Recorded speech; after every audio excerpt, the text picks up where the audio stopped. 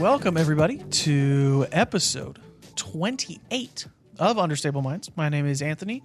Sitting next to me in similar but not the same clothing is AJ Risley. Here in just a moment, we will be joined by sitting nowhere near either of us. Who? Wearing Clothes?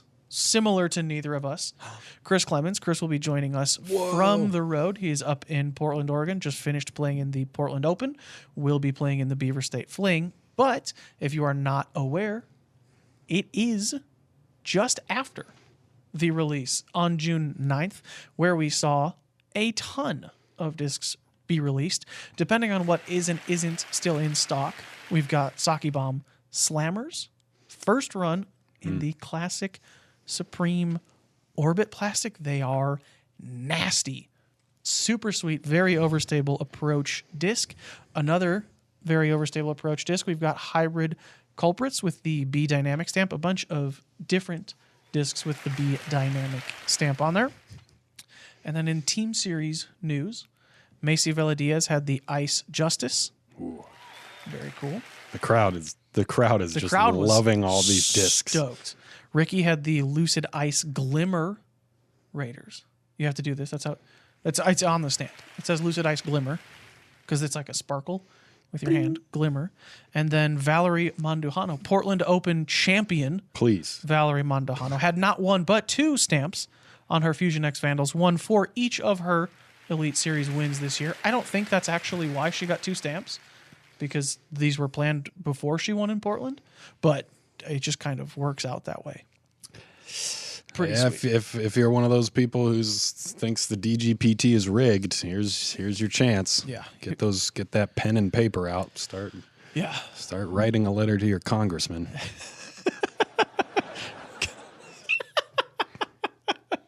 All right. Yeah. So if you about time if you missed out on the actual release yesterday, be sure to head to dynamicdiscs.com and see what is left in stock.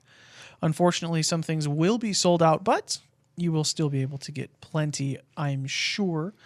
Hopefully you snagged whatever is sold out. But I've heard those Mouthless Kings are a bit more overstable. Are they? Yeah. I know that's It's just a bit. From what I understand, a pretty limited run. Yeah. I don't know exact numbers on them, but I believe it's pretty limited. So, hopefully if you were wanting one of those to throw and or collect, hopefully you did snag one. Snag it. You did. Yeah, I mean those. Hopefully. Yeah, it was a risky marketing strategy to make a whole new die plate, run a whole new a whole new run of Kings with this new stamp with such a small change in the stamp design. Like just beard over mouth, or maybe it was mustache over mouth. Pretty risky, but I think it's gonna pay off. I think so. Because like I said, those Mouthless Kings, just a little bit more overstable. You know what else is gonna pay off? Interviewing Chris Clemons. I sure hope so. Should we? You got a couple chuckles out of that. It is not a tough crowd out here tonight. It is a very easy, there's tomatoes flying. All right, let's. That crowd has an ego too. Right. Like that crowd cares about what you say. They'll switch on you quick too. They're on your side, and then immediately you say one thing about them, and they're off. But just like Planet Earth, that crowd is. No, wait. Find it. Get there. Bipolar. They liked it. Yeah, I think they liked it. I think Earth only has one pole, one axis. One axis, two poles. I don't even. All right, let's get over to our call with, and they're off. They're off the AJ train. My apologies. Let's get on the train, head all the way to the Pacific Northwest. Let's get with Chris Clemons, talk about how his season has been going, how it will go. He's got some exciting news about culprits coming that aren't these ones. Let's check it out. Is he superstitious? Do you know? Let's ask him.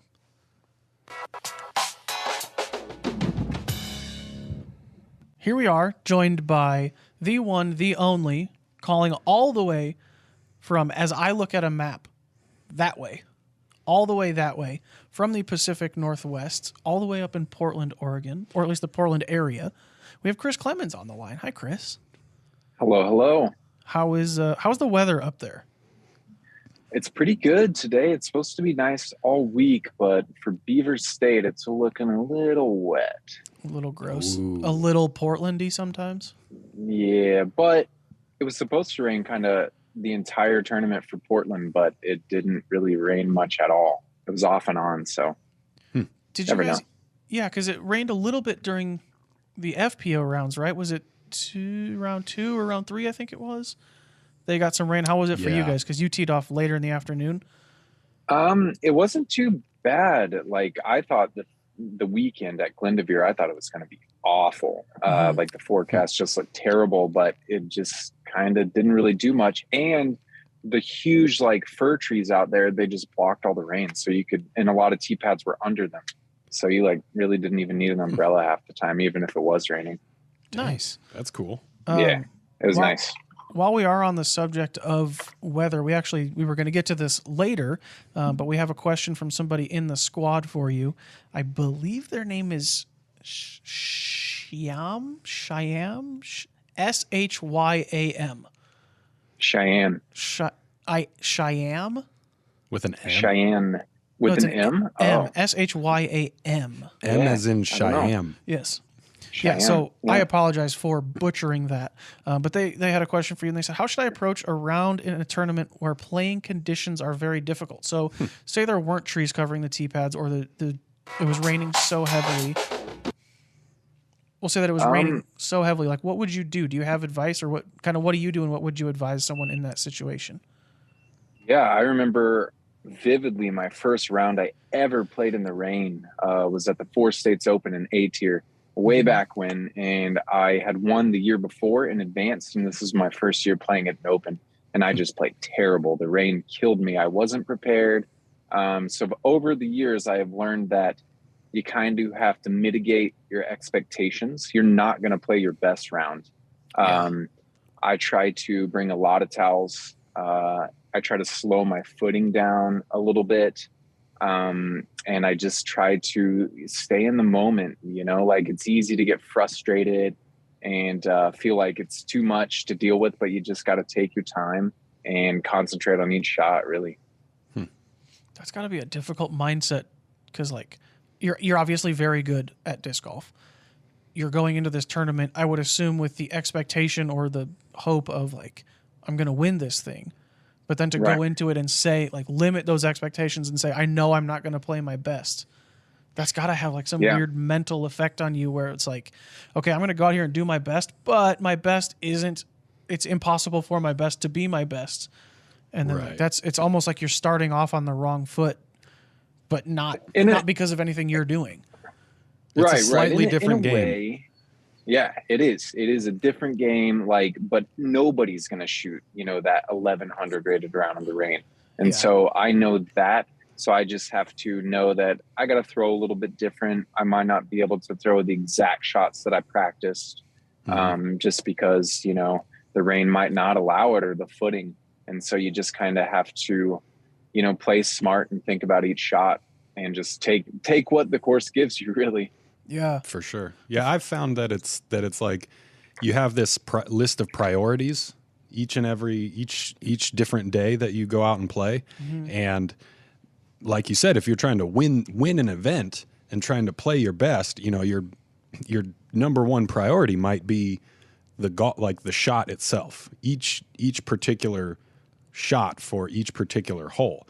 Now and then second and third and fourth on that priority list is, blood sugar levels, conditions, whatever else it may be. There's probably like 10 things to think about all at once during that tournament round. When you get to the course and it's a downpour, or you are driving to the course and all the trees around you are just like swaying all, your subconscious or even your conscious starts to rearrange those priorities.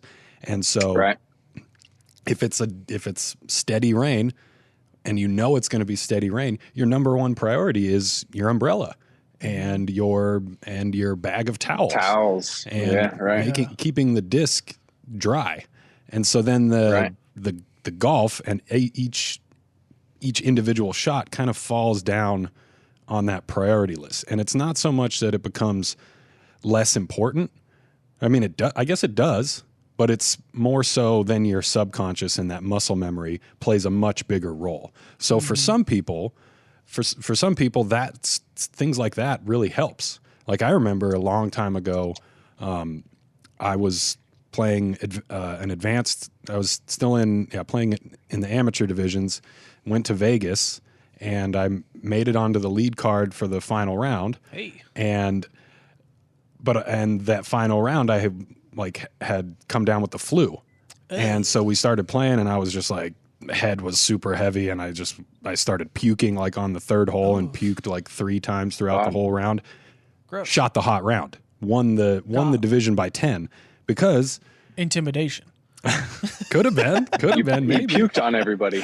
Right. Quit. Everybody else DNF'd. But it wasn't like everybody played worse. It's just that for that particular reason, that the nerves got pushed to the side because the nerves of throwing right. You don't have the shot. energy to be nervous in that situation. Right. Because you're focused on Michael Jordan had that flu game, Yeah. and like some people play really well. I've played really well when I was like feeling under the weather as well, because you're just kind of like, all right, well, you're not stressing out about the round or how well you're going to shoot. You're just like, I just have to get through this.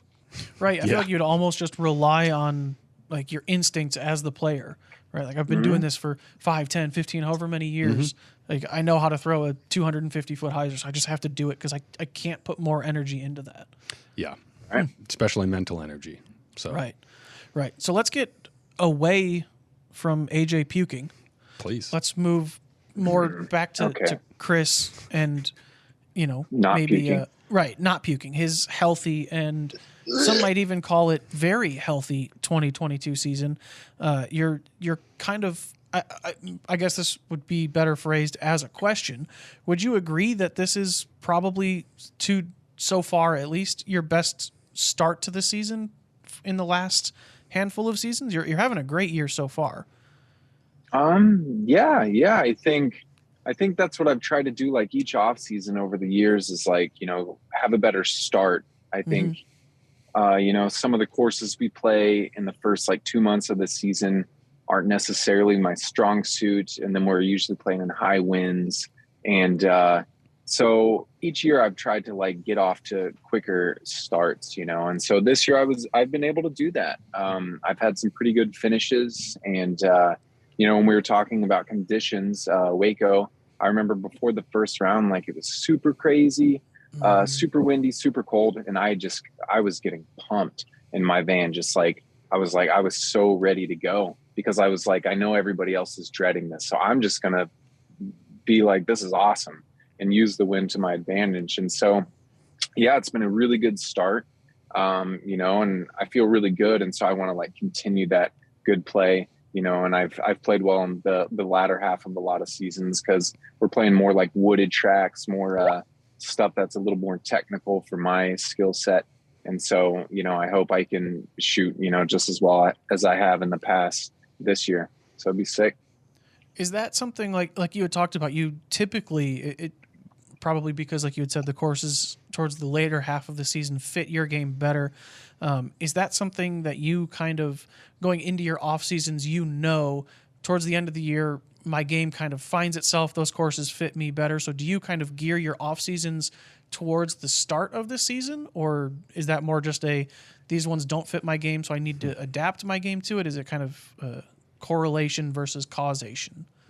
I think, when the season starts, we're kind of thrown into the deep end. Like I usually don't play any B or C tiers or anything like that to like warm up. I just go like straight to Vegas. And so I've had to get used to that a little bit, but now I'm, used to it. And I think also like I get a question all the time. People ask me, do you think courses set up better for righties and stuff like that? And it's like, I used to like think about that and like dwell on that and be like, man, that's the reason where I'm not finishing the way I want to. But I'm like, I don't think about that anymore. I just have to do what I can do. And I'm on equal footing at the beginning of every tournament, Like Right. everybody's at the same amount of strokes. And so, stop playing like the victim and just go out and do what I can do.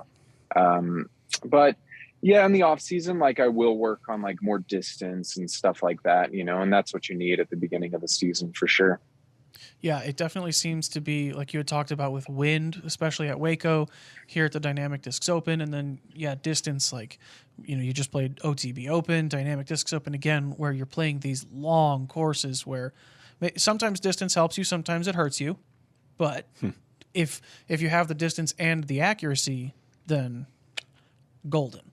For real. Kind of what you're looking for. So what is it that you think about this season relative to last season or seasons past that you've done differently? Obviously, we're calling you from your van. This is your first year kind of having your own home on wheels, so to speak.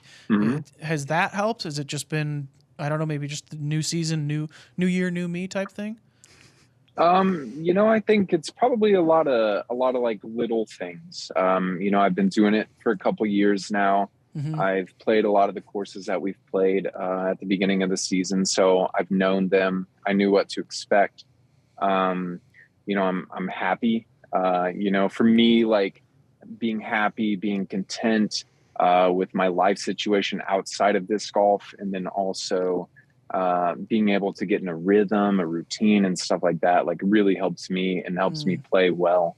And so I've been able to do that, this year. And so it's been a lot of fun. Yeah. I think having the van, like it's, a little bit at first, I didn't quite know what to expect. We've, in the past couple of years, I toured with Jordan Castro, Eric Oakley. We'd stay at Airbnbs, hosts, hotels.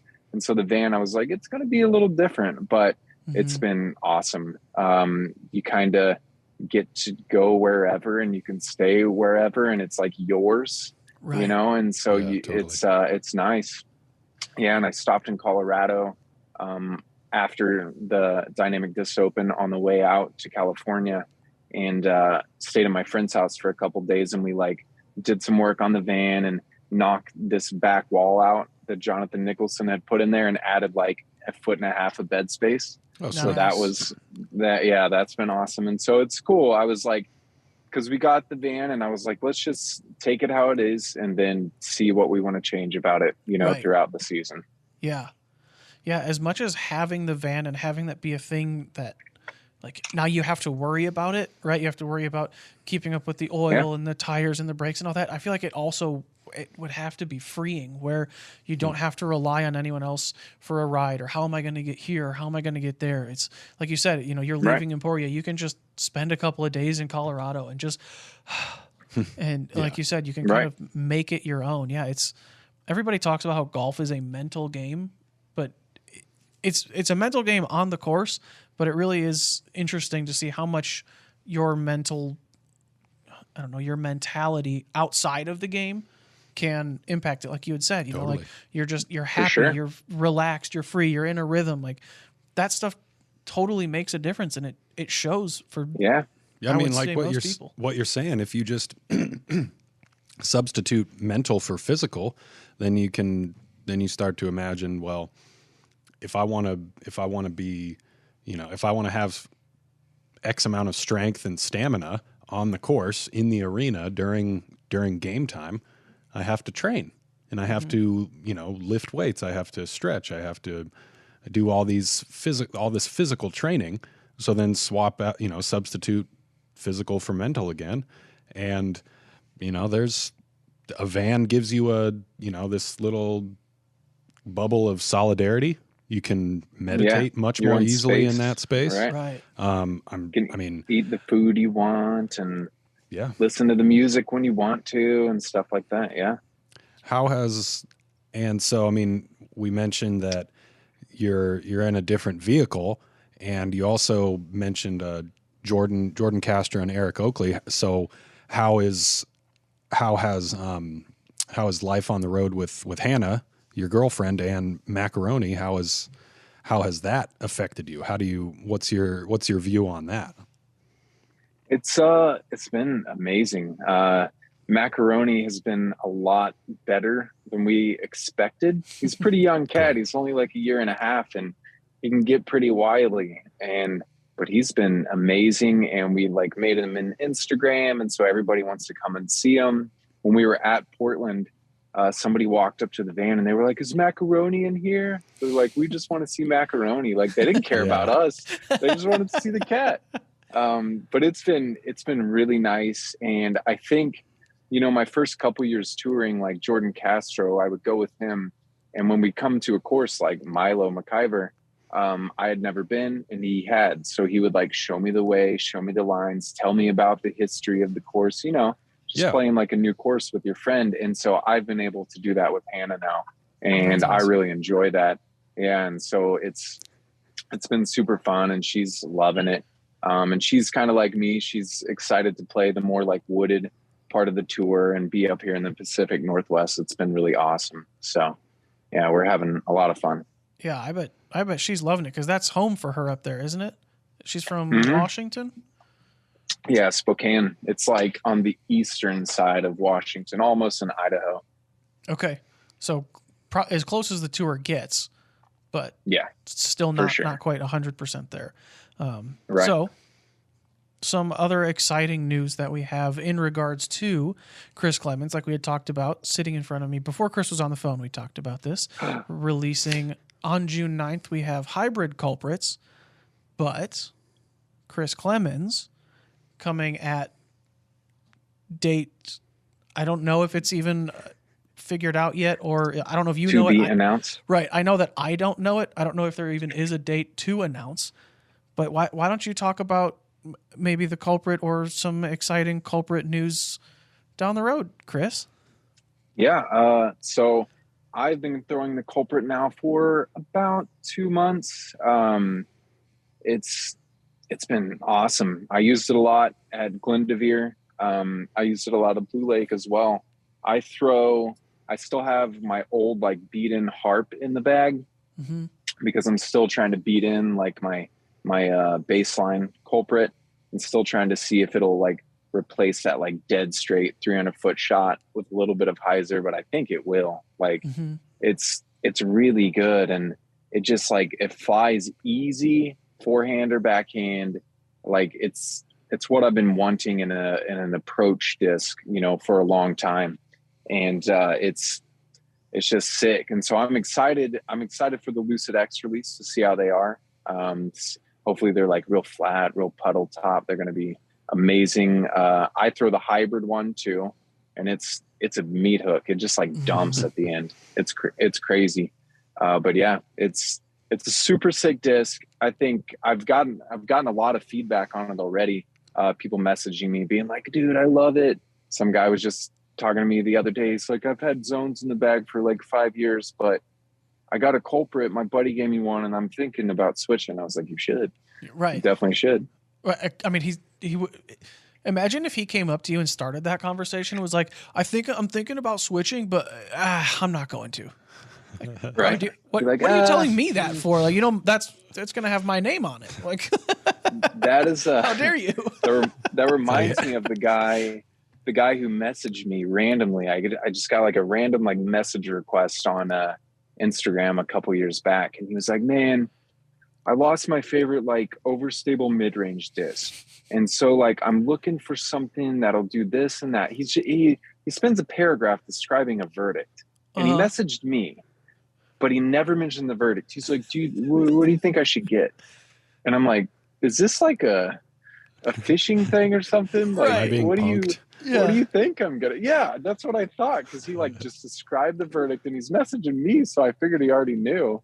But, I got the same message. It was pretty funny. And I talked to a bunch of people at the time, and they were like, "Dude, you get that message from Mike? What's his face?" Tell him a Warden. Be like, "Yeah, dude, a Warden's what you need." Yeah, dude. Yeah. Oh, you're trying to get that max distance with the on a roller? Yeah. Hybrid Wardens. Hybrid Warden. Duh. Warden. Just throw it upside down. Perfect. And it's great. So you said that your Team Series 1 will be Lucid X Culprit? I believe so. Okay. I believe so. Do you, if you know a date and you can't say it yet, please don't. But like, do you know a time frame? Okay. I do not yet. No. I know. I think it's pretty soon, but Okay. No, I don't know. Yeah, I know that it's in the works because we were talking with, obviously, as you can tell, Eric McCabe is not here today. He said we had to make sure to talk to you about them because he said it's coming soon. So for the show notes, I put Culprit, give us details, yo. So give those us details, are the details I know. Yeah, I'm wanting that release for sure. I know a lot of people are. So hopefully it's soon. I'm hoping so. Same, because I love this Frisbee. It is the guy who said like, oh, I've been throwing zones and this is exactly what I want. Like that's me. Aside from the I've been throwing zones part of it, this is what I've been wanting. I love the Suspects. I love the Lucid X Suspects. You're in Nicholson's old van. He had the Hybrid X Suspects. I think he still does. Yep. Fantastic. Yeah. But something with just really good. Yeah, something with just a little bit more bite at the end. Yeah. Oh, that's what I've been wanting for so long, and that's what the Culprit is. There's Sake Bomb Slammers, there's regular slammers, there's harps, but those are all deep. They're pretty deep, yeah. For me, that just didn't work. And the Culprit is shallower. Would you say it's shallow? Oh, we lost you, Chris. Hold on a second. Lost him for a second there. We can see you, but we can't hear you. In other news, I'm a pathological liar. It's fair. Okay. There we go. I think somebody muted me. Oh, Danny. I wish I could take credit for that. Yeah, it's like the host muted everyone. Right. Okay, so then just go with, would you say it's shallow or not shallow? Yeah, I think it's, to me, like because I used to throw the Justice, and the Justice has like that bead, so it makes it a little deeper for my forehands. And so then I went to an anvil, and I was like, man, this thing comes out clean because it doesn't have that bead, so it's shallow. And I think the Culprit is like kind of similar to a slower anvil. Like it comes out super clean and it dumps pretty hard.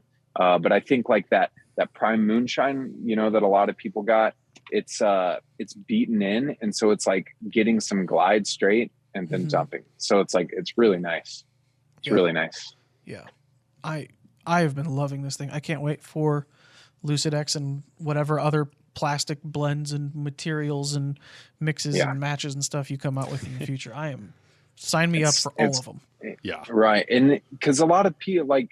The harp does feel good, but yeah, it's kind of deep, and it's kind of deep for a lot of people. Not everybody has freaking monkey paws like Ricky, throwing that slammer. And so like, if you have smaller hands or you like something that's shallower, if you forehand a lot, then you'll probably really love the Culprit.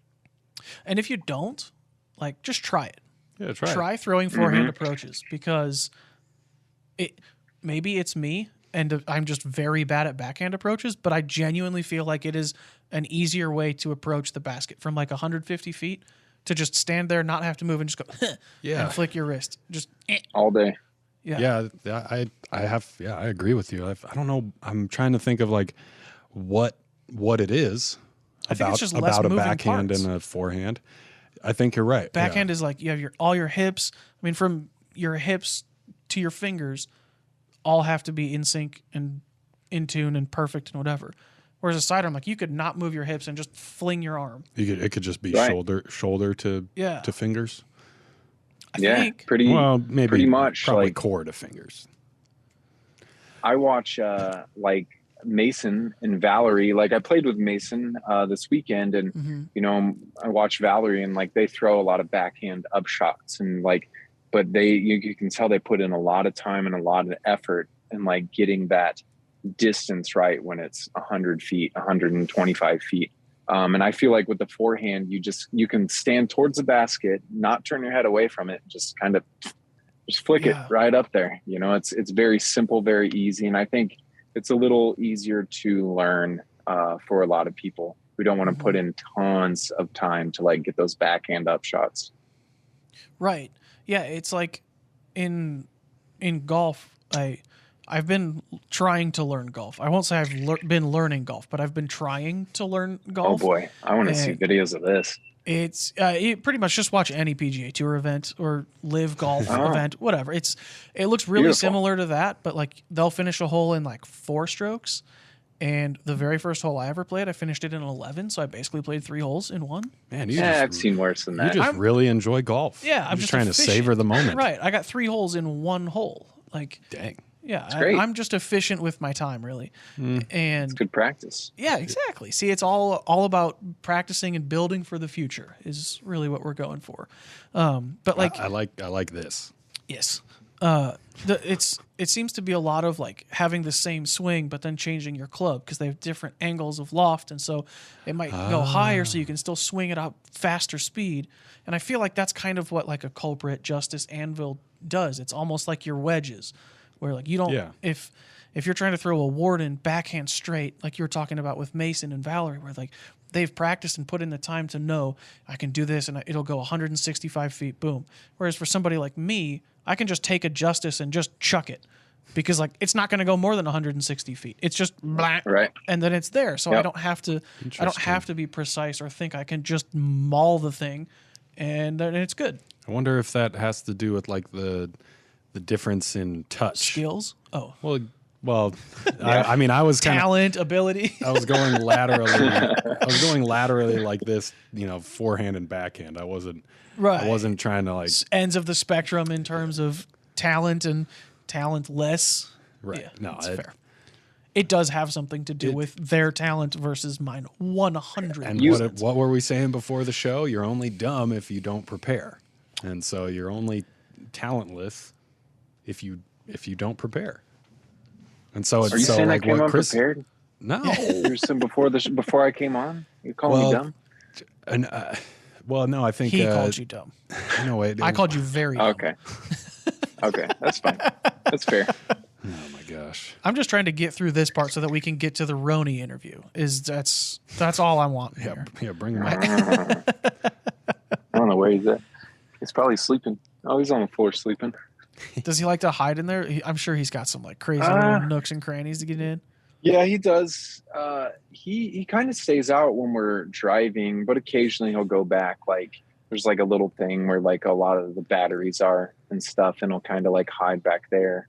Then he has like his litter box under. It's like in a cabinet kind of and like secluded away, and so he like gets to go in there. But one time we did leave a cabinet open and he was like up in there when we came back in. So Yep. He's got little nooks and crannies he likes for sure. Funny. Does he? So I see on Instagram all the time, you guys will like take him out walking to the beach or on the course or whatever. Does he enjoy that stuff, or is that like mom and dad forcing him? Like, come on, socialize.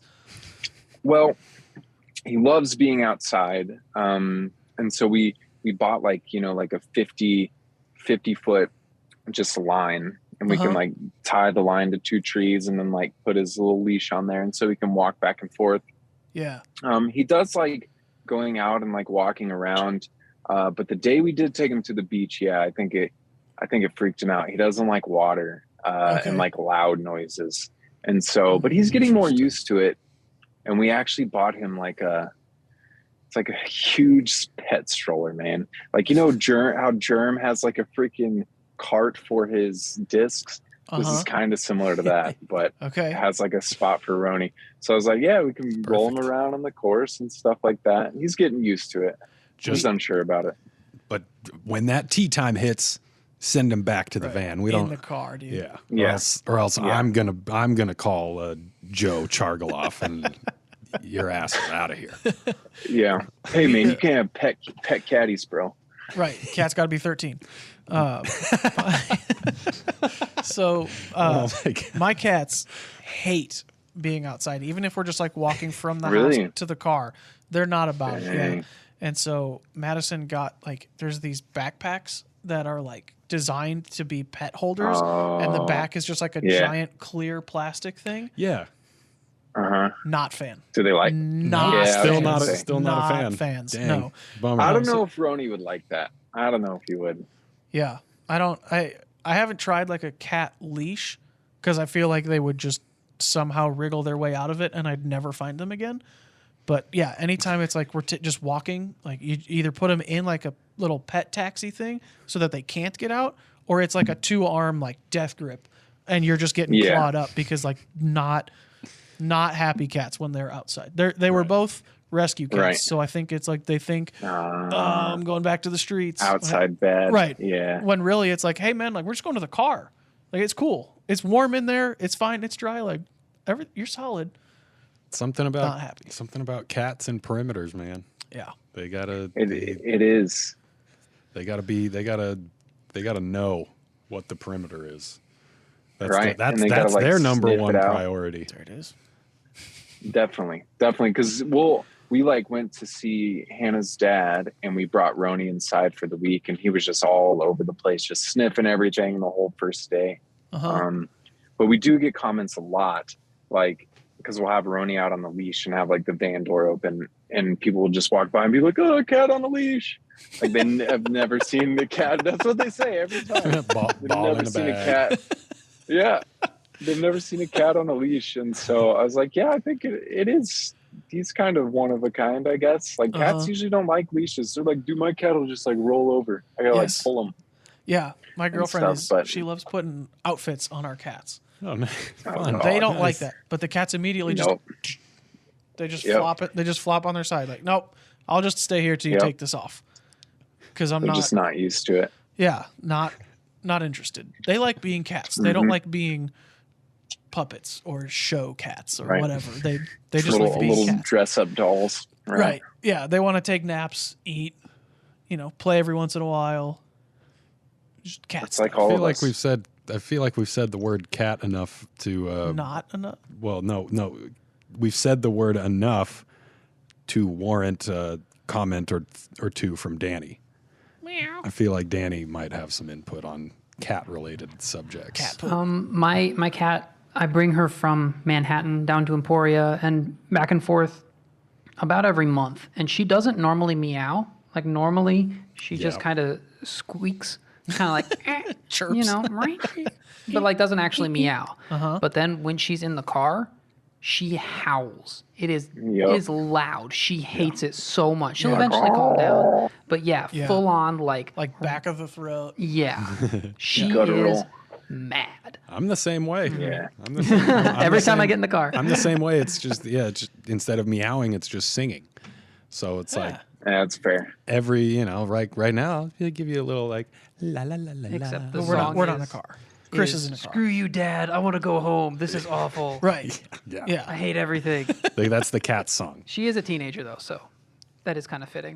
Yeah. It So fits. Makes sense. teenager, so she is eligible to caddy for you. Yeah. She is. Well, in cat years. Oh, hey. In cat years, Yeah. she's 2. Perfect. Or, I think 2, yeah, just over 2, which is what, 14 in cat years? I thought Something dog like years that. was 7, cat years was 6. No. Well, it's probably been April was her birthday, so yeah. 2.5. So therefore, I'm gonna need to see that birth certificate. should be 15. She almost Yeah. drives. I've got- got, gonna I've need got, it. Jo- I've got PDGA Joe on speed dial. Get your 13-year-olds to carry their ID with them so they can caddy for you, for sure. Right. I mean, Isabel had a passport. Anyways, Right. Sorry. Old news. Old news. Old Such jokes. news. Let's move into new news, future news. Current and future news Yeah. and disc golf, maybe. Disc golf. Yeah. Unfortunately, probably not cat related. But like you had said, you've got Beaver State Fling coming up this weekend. Yep. Give us kind of a little bit of a preview from the Chris Clemons side of Beaver State Fling. Expectations, thoughts. Are you excited to play my favorite course in the entire world? Do you not care that it's my favorite course in the entire world? Does that thought not cross your mind? I do you didn't ever know it think was your about favorite me? course. Now that you know, I does do it change think your about opinions? It's one of my top courses for sure. I think actually on my little tour card that you can get in those packs, it says it is my favorite course. Sick. So it's just so much fun to be out there, even if you're not playing. But when you get to play it, it's so much fun. All the shots are super fun. There's not like OB scattered everywhere. Like if you throw into the junk, that's your fault and that sucks for you. But you still have like a chance to save par, which is nice. Right. But I think it's going to be awesome. Even if it is a little rainy, it's still going to be amazing because it's Milo. But yeah, I'm looking forward to it. I haven't quite looked at the field, but I imagine that everybody who's anybody will be there playing, you know, just like last weekend. Just like every other Beaver State fling. Right. Yeah, exactly. Like I think a lot of the locals, like, cause I did a thing at what is it? All day disc golf. The Tomanos run it up here in Portland, and a lot of the locals were coming in and like, dude, Portland is cool, but Beaver State fling, man, like they're so excited about it because we haven't played it in so many years. Yeah, that's the one that's got all the history. I'm glad you said that we haven't played it because, last year it was canceled because they had that huge ice storm come through and at like the very end of winter. And I heard there was like some damage to the course, but maybe minor stuff. Have you been to the course yet to see it? Yeah. I was there a couple weeks ago practicing, and then we've been practicing the last couple days. It feels like Milo. Nothing has really changed. We actually watched some FBO coverage last night, and a lot of stuff has like grown up, you know, So some lines are a little different. Yeah. Awesome. So it's just as good as it always was. Cool. That's very good to hear. Yeah. That is good. Disc golf as a whole, but for me, what really matters is that for me too, man. I'm right there with you. That's maybe not. I mean, it's hard for any course to take Maple Hill's top spot in my mind. Sure. Right. That's another one that's up there. I would always answer the question, "What's your favorite tournament?" Though with the Beaver State Fling. Really? Yeah. I mean, it's just you have two separate courses that are unique. Mm-hmm. You can tell that they're on the same exact property. They do share a lot of qualities, but I noticed right away easy to distinguish east from west. Yeah. And which I think makes for a great tournament atmosphere. So you have these two very challenging courses. They're similar yet different, you know. West course has the Philo Albatross hole. It has the Dream hole. Yeah. It's got, you know, which one's the Dream hole? What is that one? It's 13 or 14, teeing off right behind 5's tee pad. Yeah, towards the river. The basket kind of sits between these two tall trees. That's called the Dream hole? Yeah, because it looks like someone designed, you know, someone dreamt it up and then made it and then reality. Yeah. And then the East course is just as remarkable and it's got Genius famous. there, right? It's got the Genius. It's got the Green Monster. Hole 18 is such a great finishing par 3. What's the Green Monster? 14, the par 5. Oh, the Green Monster. Okay. It kind of depends on who you're around and who you talk to. And I love the nicknames, so I want to learn all of them. I've heard all of those except for Green Monster. I hadn't heard that one before. Yeah, yeah. So, I mean, that tournament, that place holds a very special place in my heart as well. That was like I think the first time I traveled out of California by myself to play a disc golf tournament. Yeah. And that's a good one. Yeah. And then, I mean, when I cashed there for the first time, it was a monumental experience just because that field has always been 80 extremely good players, 80 players. Yep. And for a while it was like, oh, there's 10 players under 1,000. And right. Yeah. And back then that was crazy. Oh yeah.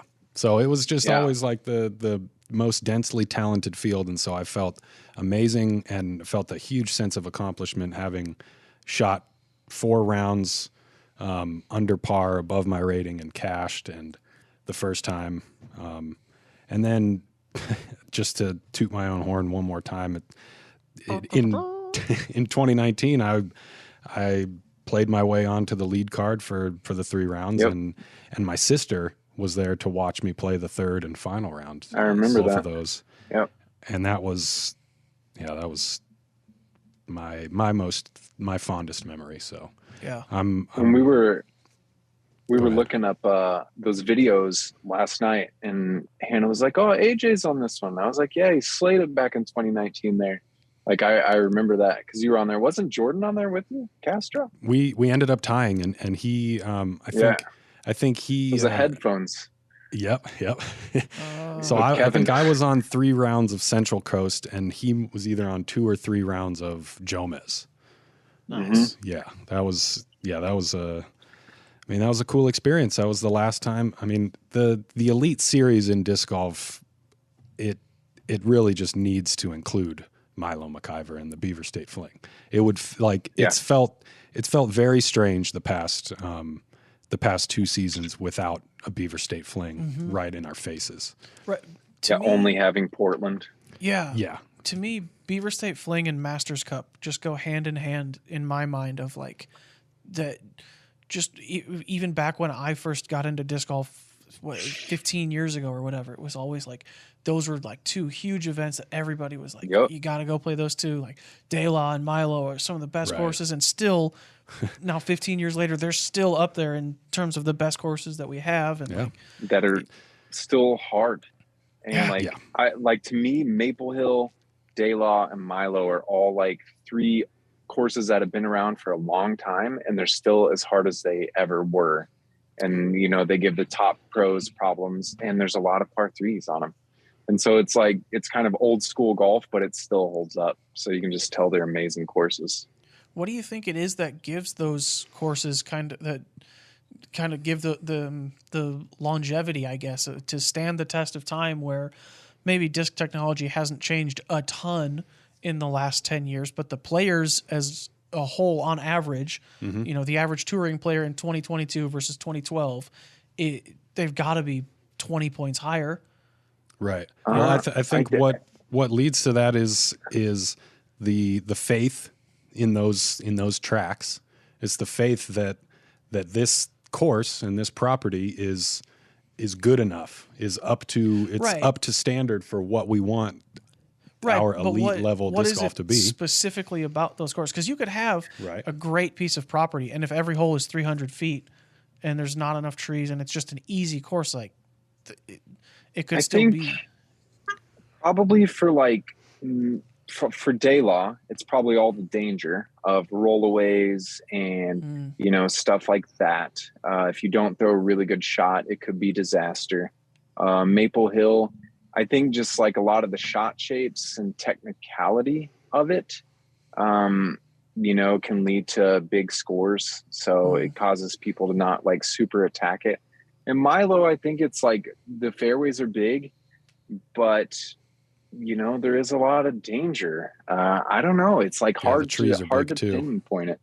Yeah, exactly. Like it's hard to really pinpoint it, but they just keep standing the test of time, and they're always a joy to play. And so, but it's cool because like even, somebody, a 950 rated player could go out there and have fun and get birdies on those courses, and I think that's kind of cool. Yeah. I think you nailed it there. I think where you said it's challenging, but it's fun to play, right? It's like, this course can punch you in the mouth, but it doesn't feel like you're getting punched in the mouth. Yeah, you're still going to have fun. Right, yeah, you're still somehow going to enjoy it. Before I moved out there, I went out there on a trip to like look at apartments and do I actually want to move out here? And I played a 1-day B tier or C tier maybe, and me and one guy on my card were not on our A game, right? We were both struggling our way through that place. And it was like, both of us were just like, man, anything that can go wrong is like, can't throw a good shot. And he just looked at me and he was like, you know what? Like a bad day at Milo is better than a good day anywhere else. Yeah. And it's like, he's right. It's true. It's just when you have a course like that just has something, you can just, this sucks, but like I'm somehow having so much fun. Yeah.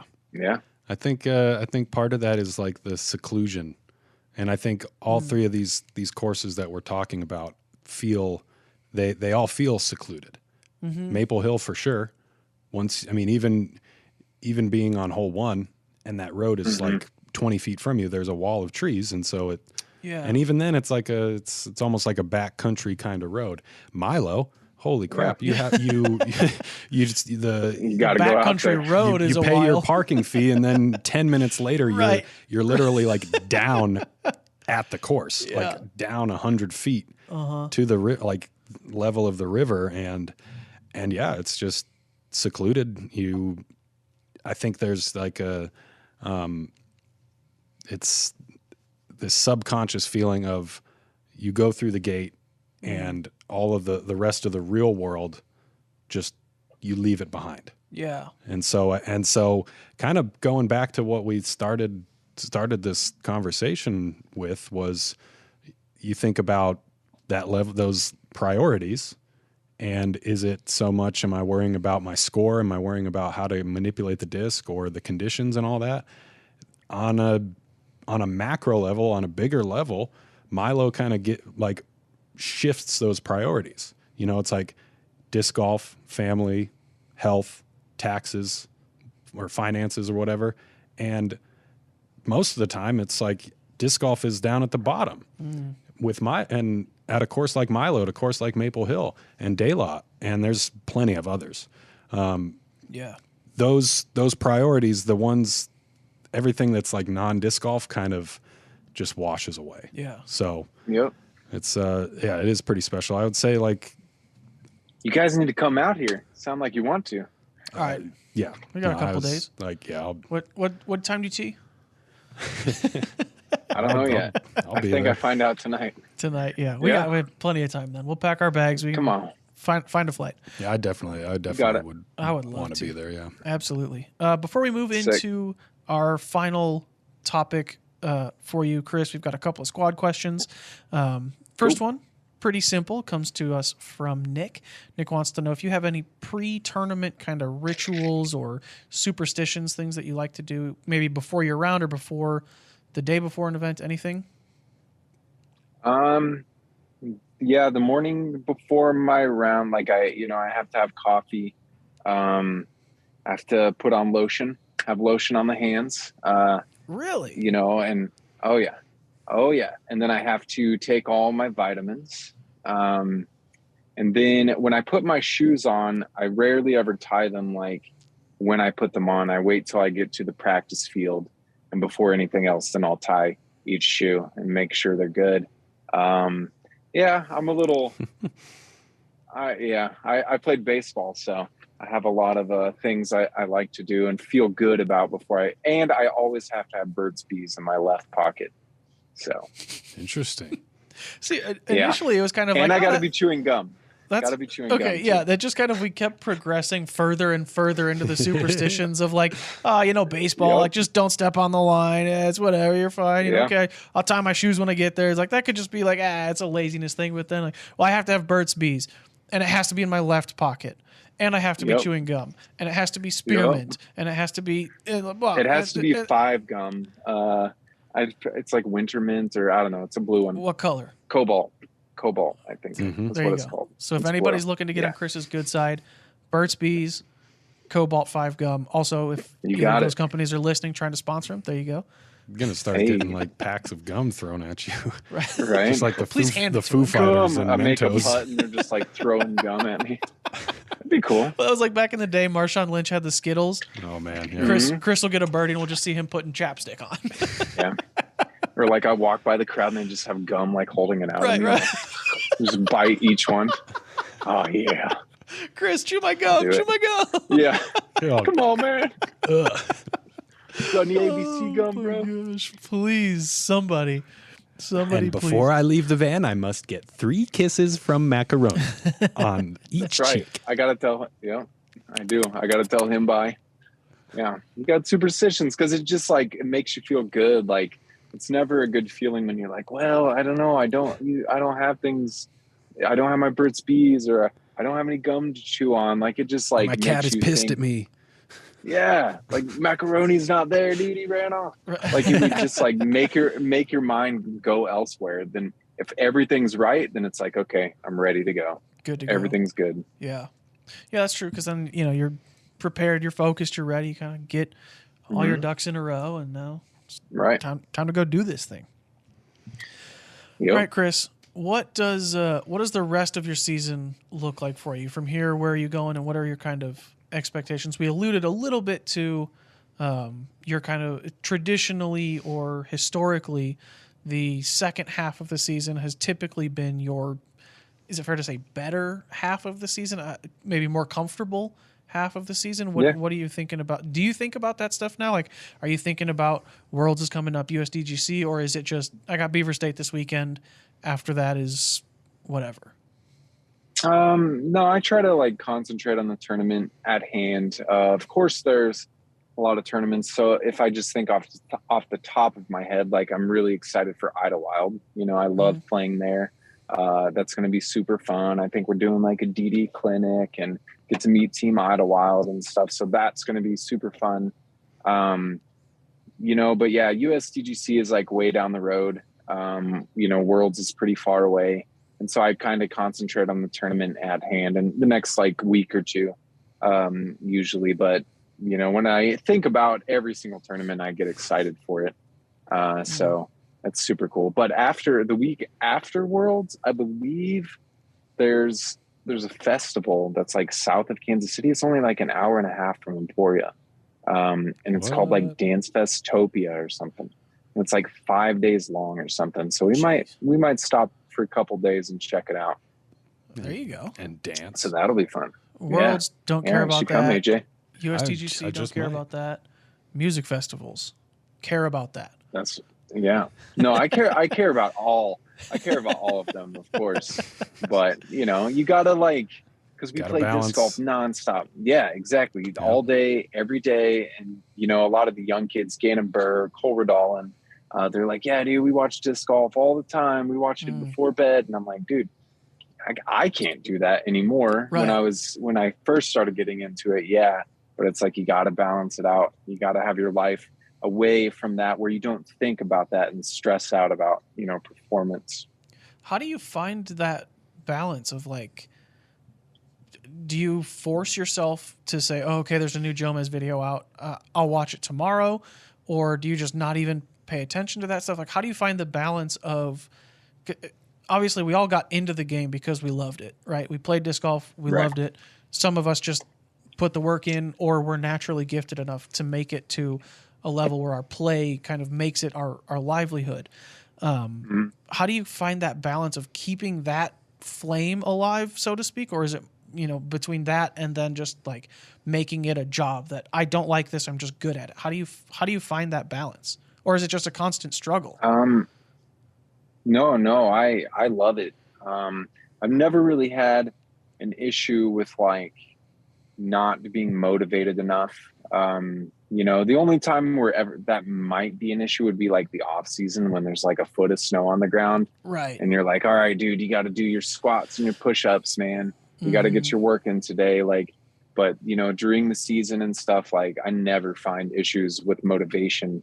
But honestly, like I rarely ever watch any disc golf like videos, like rounds or anything. Like if I'm on one, I might want to go back and see a couple shots, like cool shots or something like that. Sure. But I rarely like, I just did a Jomez putting game last week at a brewery that comes out in the off season.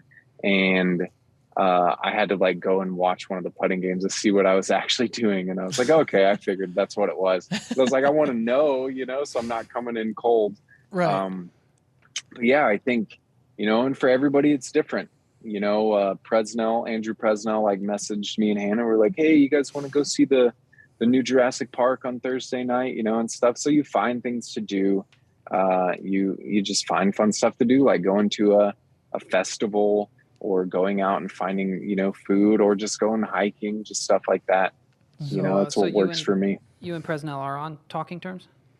He didn't listen to last time you were on the show? Gotcha. Good.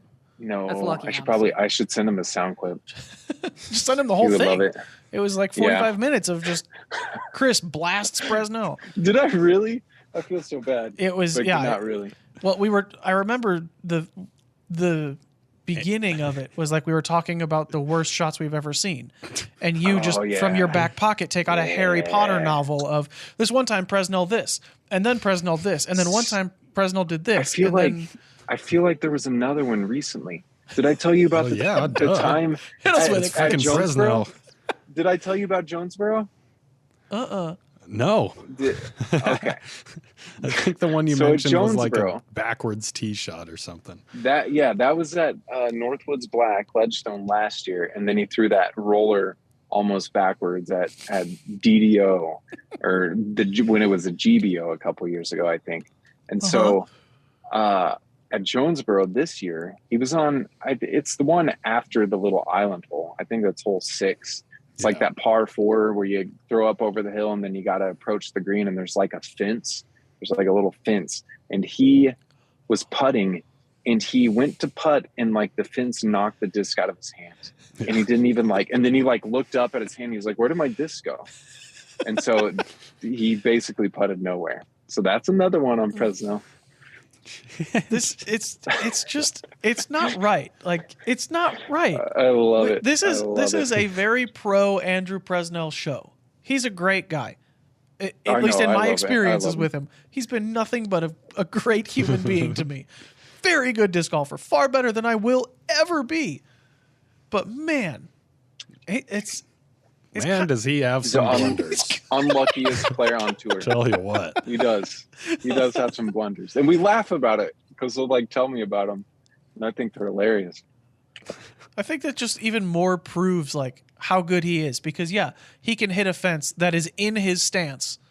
Like the disc goes nowhere. He doesn't even realize what just happened. But yet he's still out there on tour. He still somehow finds a way to make that stroke up somewhere. See, boys and girls, anything is possible. Anything. There you go. Yeah. You can throw a disc backwards and literally still be on the pro tour. That's right.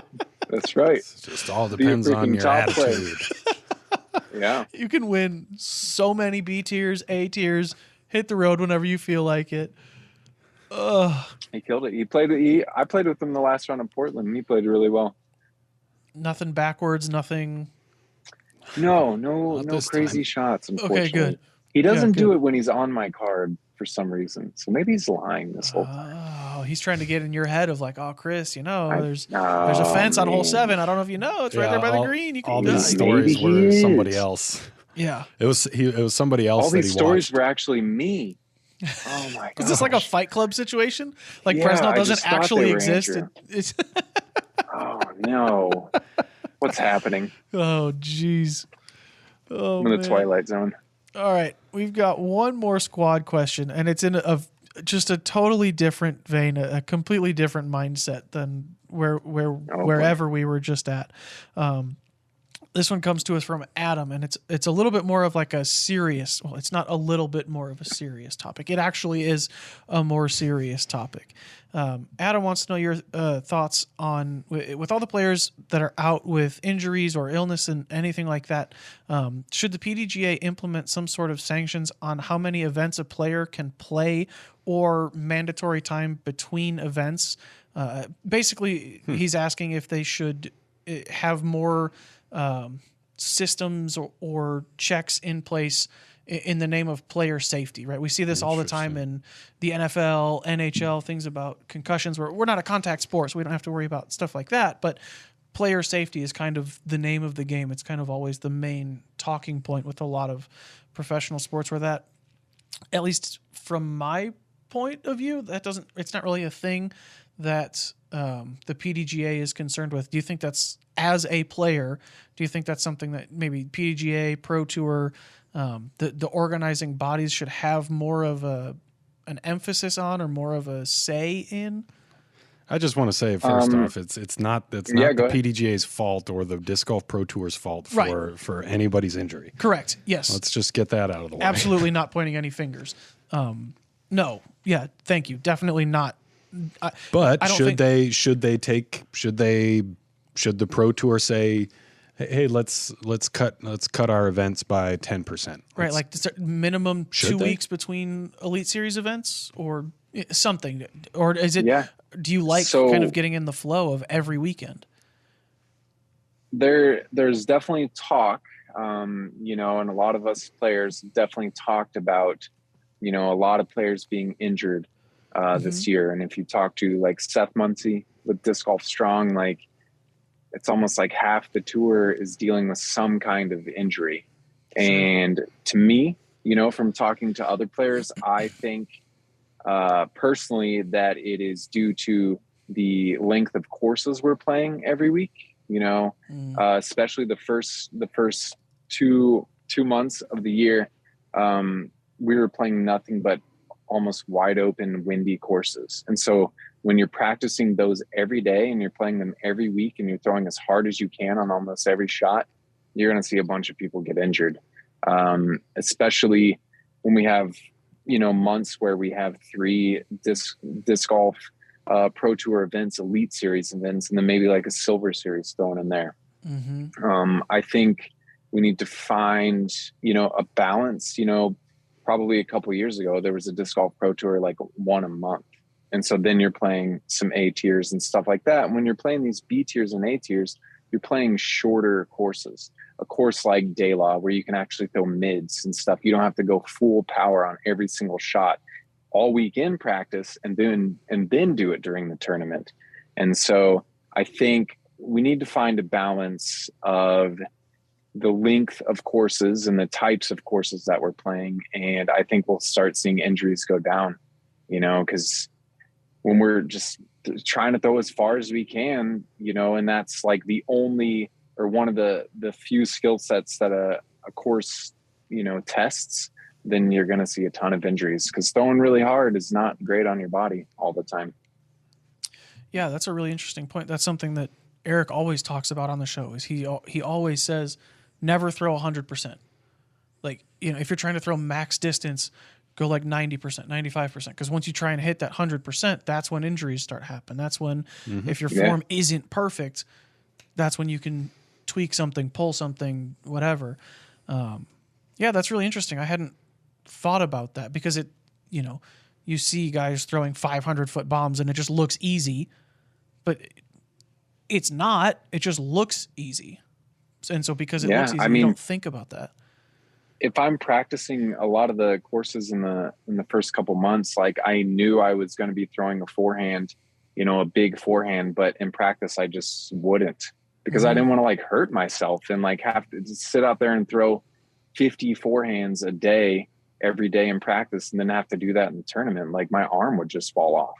And so I had to like not throw, or throw a backhand or a roller or something like that in practice, because it's tough on your body. And you see that, with one of our top players out, Ricky out, Eagle out, like that's tough, and Ricky's due to Lyme's, I believe. So, but Eagle, throwing forehands in his arm. And then like we had Gavin Rathbun, who just came back and won an Nate's here, I was really happy to see that. Sick. I'm glad that he's feeling good. But these injuries are tough, and somebody like Gannon Burr, who is really, really, really lanky, and he's already had knee surgery, and he's only 16. If he continues to, he had a knee surgery a year or 2 ago because of a disc golf injury, or what? I guess that doesn't really matter. Yep. It's not. Yeah, and like Yuli's out, and it was a disc golf injury, and Yuli's, tore his ACL on the course a few years ago. Yep, that was out of Blue Lake in Portland. I was on the card with him. That was tough to watch. It was bad. Yeah, I remember hearing really about it. And so I think, when we played at, some of the holes at Blue Lake were kind of shorter too, and it was like so refreshing, and you'd hear that when you talk to other people, be like, dude, we actually get to throw mid-ranges now off the tee. This is awesome. Like, and you don't have to throw so hard. You can throw more technical shots and then make putts. And so it's nice. It's different. Maybe it's not what fans want to see or the Pro Tour wants. And maybe the game's just evolving to, being you have to drive it 600 feet to score well. But I'm still going to fight for more technical courses like Milo, like Maple Hill, like DeLa to be played. And I think that'll keep injuries to a minimum, hopefully. Yeah. And I think that's the important part. It's just whatever we can do to keep players safer, healthy, for longer. Yeah. Keep players playing at the highest level they can, both in terms of for months during the season, but then seasons as a whole. I think everybody's in favor of that. The player wants that. The organization, because it's always good. The fans. Yeah. Right. Because Simon being in the game is amazing, and he just won 2 back-to-back, but he was injured. He was out for like a year. Yeah. A year or 2 ago. And so like having those players, Yuli and Simon, Eagle, Ricky, having them playing just makes disc golf better. Yeah. And so I think it's how you mitigate those injuries is not throwing huge bombs on every single shot. I think it comes down to preparation. And I mean, I guess It's a big word for you today. yeah, it's an You were important word. It's an important word in our lives. It's true. And Very I mean, true. you could prepare mentally by reminding yourself 70%, 70% on most throws. And making that like in the forefront of your mind, that could be a way to prepare. Physically though, I think we as a sport of disc golf could learn so much from baseball and basketball, hockey, tennis, golf. All of these sports, you see these players go like full throttle for, basketball 3 hours almost. Mm-hmm. I mean, yeah, they get breaks here and, every so often. Yeah. But they play 80 games in 8 months, something like that. And then the playoffs, which is just as, it's just as grueling. Mm-hmm. Baseball is like like a 7-8 months season with like 160 games. Yeah. And then the postseason. Yeah. Football is, we have these big major sports with years and years of, data that we can look at. And I think we ought to, I mean, Seth Muncy is a revelation in our sport. Yeah. I think we just need to keep the faith with him and disc golf strong and pour more resources into that, because of course we want to see Simon on, playing regularly. We want to see Eagle playing regularly. Right. I know me personally, I would love to be back on tour. Yeah. Right. And and what I learned is that it's preparation. It all comes down to preparation, and that object in one's mind of what disc golf is, I think needs to shift. And it needs to expand. A round of disc golf, what once, we might have thought, a round of disc golf takes 2 hours from just stepping out, and you think that's 2 hours out of the car, 2 hours from the moment I open my door to the moment I close it and I'm back in. That's my time frame. It's like, well, now that time frame ought to be like 3 hours. Right. Or maybe you need to start that clock when you are at home. And so the things before you throw your first shot, that's where that's like a really important chunk of time. Mm-hmm. That needs to be used wisely by these professional athletes. And then the portion of time at the end of the round, after in between the 18th hole and closing that car door with you inside the car, that we need to put more emphasis on that. Those and then go into the off season. Seth is helping with that for days. sure. Yeah, he is. I still think there's like overlap, back like speaking of like NFL football, there were a lot of guys who would go and like work their day jobs and then play on the weekends back in like the 50s and 60s. And so I think disc golf's at that point to where it is starting to become more professional, and like athletes are, taking it more seriously, because even 10, 15 years ago, you'd have, the top players at the time where they get done and then they're just drinking beer and stuff like that, Right. And so now like athletes, we are taking better care of our bodies, but there's still going to be people who don't quite. And I think preparation, making sure your body's strong helps prevent injury. And that's like a lot of what Seth, teaches, is making sure you're strong so you can prevent those injuries rather than getting injured than trying to recover from it. Mm-hmm. But yeah, I think there's still definitely a ways to go, but it seems like the Pro Tour is definitely has a strong emphasis on, player safety and stuff like that. Good. And health.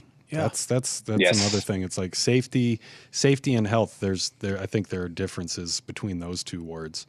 And yeah, I think, and we're all in favor of more, as much as we can do in that regard. Right.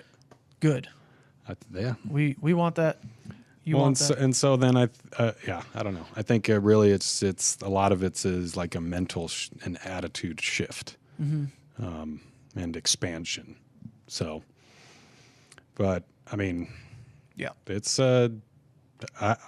I currently I'm loving to as an audience member, I'm loving how many Elite Series events there are.